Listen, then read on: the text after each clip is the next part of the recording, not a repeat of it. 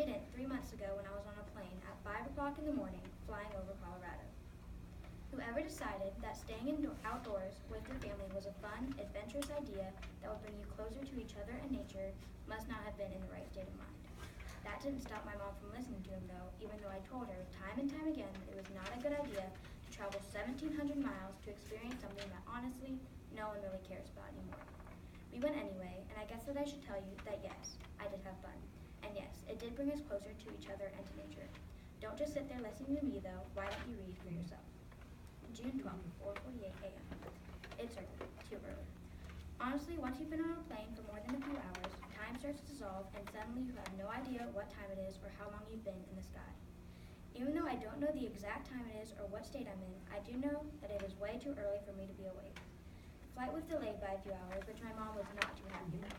She spent a few hours on the phone with all the people over at Rocky Mountain National Park, explaining to them what happened and trying to get our check-in times changed.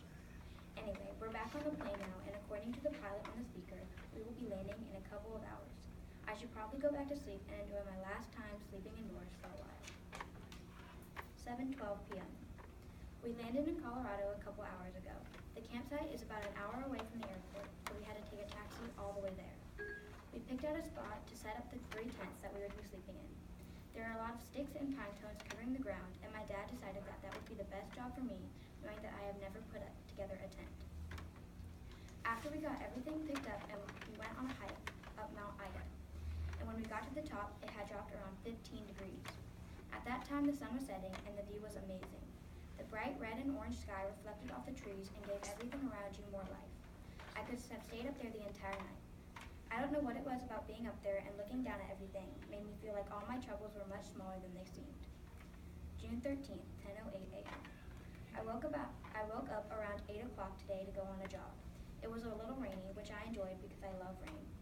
I decided to go on the Cub Lake Trail because it had a lower elevation and I wanted to experience the park by myself for a little while.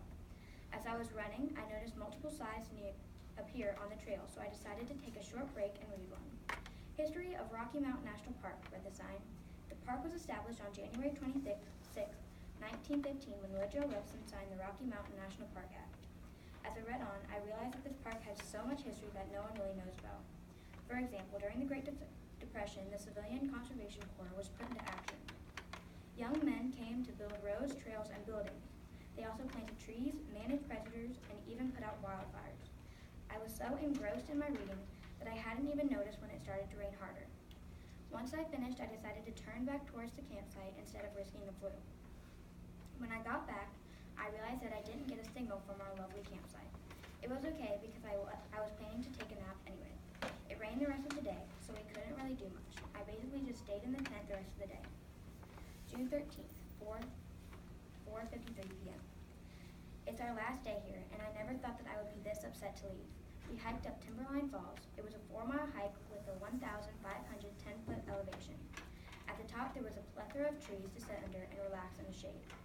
It was nice to just de-stress and have a nice conversation.